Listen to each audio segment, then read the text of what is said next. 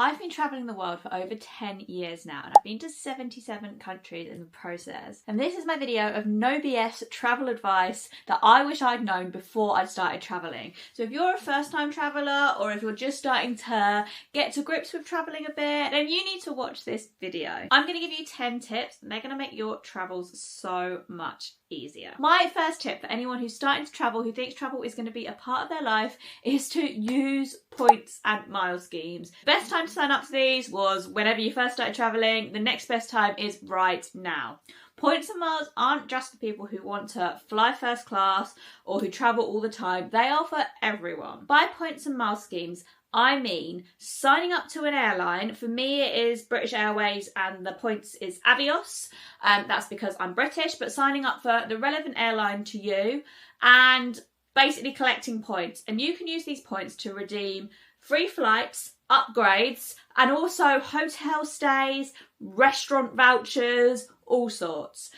And you get these points completely free as long as you are strategic with them. So I've signed up for the British Airways Executive Club, and through that I earn Avios points. I can spend these Avios points on any airline in the One World programme. I'll put a list of what these are up here, and also a range of other travel related expenses, as well as some non-travel related expenses too. I get 1 point per pound that I spend on my credit card. I pay it off in full every month, so I'm never in any debt, but I am still earning these points. And you also get bonuses when you sign up to these cards. Also, for British Airways, you can sign up to the British Airways Executive Club app and make a lot of your purchases through this app. If I want to buy something online with Boots, the high street pharmacy and toiletry store, then I go onto my app, click on Boots, and then click onto their link, which takes me through to Boots, make my purchase, and then I get a load of extra Avios points. To be honest, most of my Avios points probably come from this app, and that doesn't require a credit card at all. So I could do a whole video about all of this and how it works, but the moral of the story is work out how you're going to collect points and start collecting them, because if you want to travel more, it is the best way to get freebies, upgrades, you name it. If you are interested in signing up to the Amex Gold card, when you use my link, you do get extra points. And as a full disclosure, I will also get extra points. But if you use the referral link,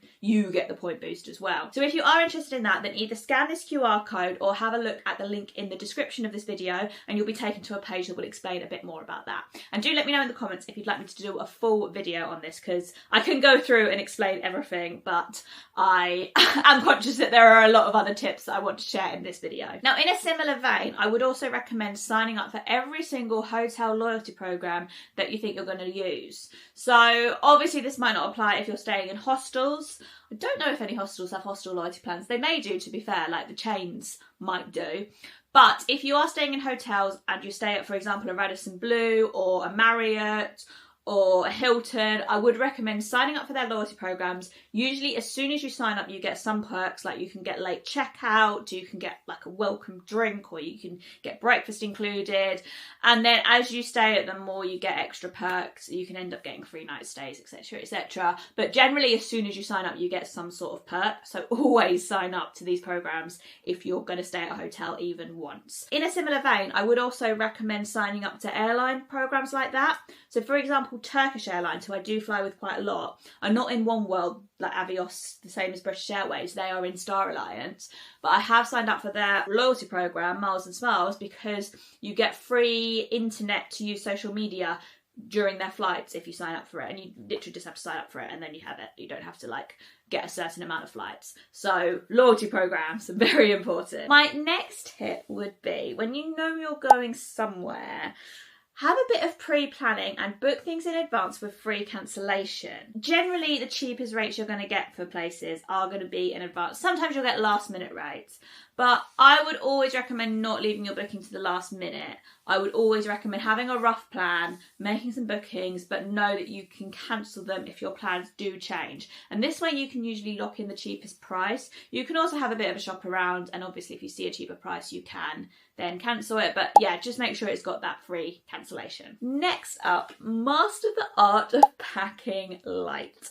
So, I have a few videos on this, to be fair, but I quite often travel carry-on only, and I find this is very helpful. It helps me avoid baggage fees. Sometimes I travel under seat baggage only, which helps me avoid any fees, and it is like the price that I see that a flight is, that is the price I pay. It also helps my back.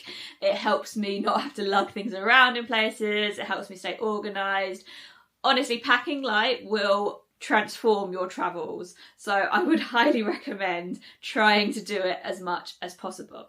I have a couple of videos about this. I will link them in the description if you'd like to take a look at them. On my Patreon, I've also just published a free hand baggage only packing list. If you are interested in that and loads of other freebies that I'm going to be posting on my Patreon, then feel free to scan this QR code and it will take you through and you can have a little bit more of a look at that. My next tip would be to make sure you are using a bank account that is free when you are abroad. So my go-to for years has been Monzo. This is a British bank account, so if you're based in another country, then the best one for you will be different. But basically with Monzo, there are no fees to use my card abroad, and I can also withdraw up to £200 a month for free.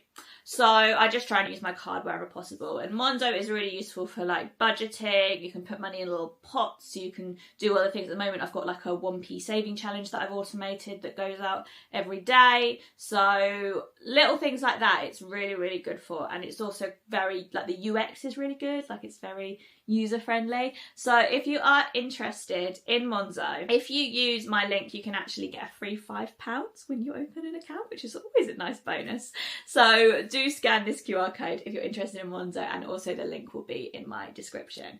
But there are other options as well. There's Revolut, Starling in the UK, and then I'm not sure exactly of the options in other countries. You'll have to do a bit of research to see the best one for you, but there's plenty of options. Just make sure that there are no fees when you're using it abroad. Now, my next tip, which seems to be a bit controversial and I'm not too sure why, but it is to not always use eSIM cards, to not just think that eSIM cards are the only option. Now, I see how there is a place for eSIM cards. I have used eSIM cards in the past, but I really don't think they are the be-all and end-all that they are often made out to be. eSIM cards is basically you download an app and then you download, it's basically a data package that you use, and you don't normally have calls or texts, but you do instead have a bundle of data, and you can keep your SIM card in, which is a big bonus. So you can often get, like, if you have two-factor authorization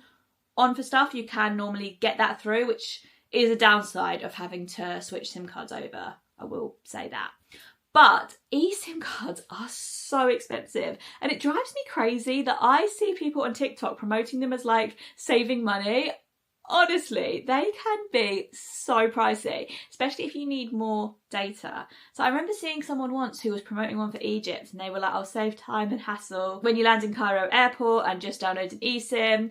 I literally bought a SIM card in Cairo airport while I was waiting for my bags to come out. It took me 5 minutes and it cost me, I think it was about £8, and it had unlimited data.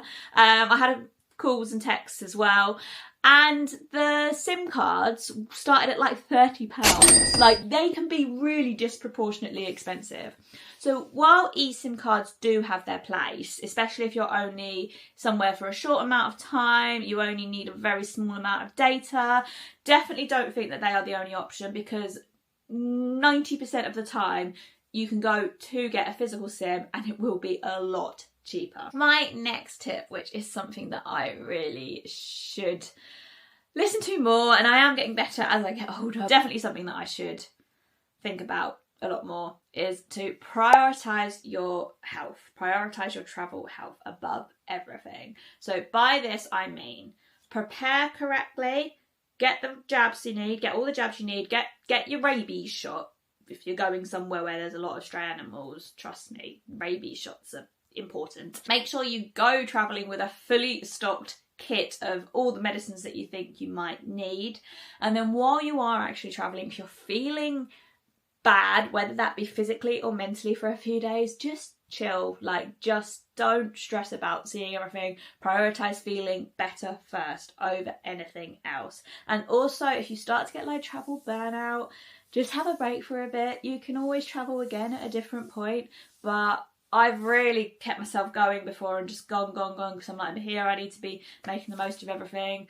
But I've got on really bad like travel burnout in the past, and like I say, I am a lot better at it now. I'm older and now I have like a house, a home, but that is something that I definitely sacrificed in the past, which is just not ideal. In a similar vein, one of the most important things that you need is travel insurance. In fact, I would say that is the most important thing. And if you can't afford travel insurance, you can't afford to travel.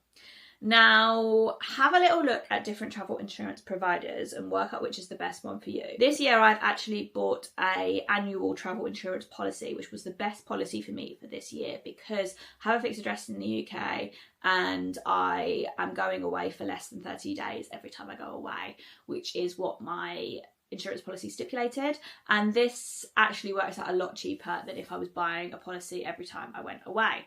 However, if you are a digital nomad, I have used SafetyWing a lot in the past and I do really recommend them.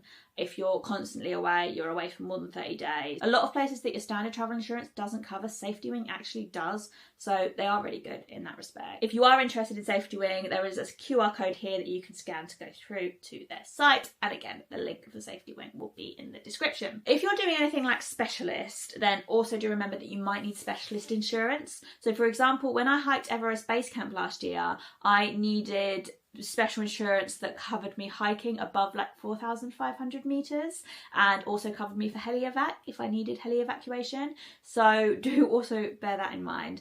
I use True Traveller and I might also have a code for them as well. So if you are interested in True Traveller insurance, again, check out my description where there will be a link to their policies. Okay, my next tip is, and obviously I am quite biased saying this, but I do think I am correct, is use travel guides from people who have been there. I would not recommend using AI for most of your trip planning. For very, very, very basic planning, then maybe it can work, but I have seen AI make so many travel mistakes. I even tested it for like my hometown and it was telling me places that were shut, places that never existed. It was just very generic.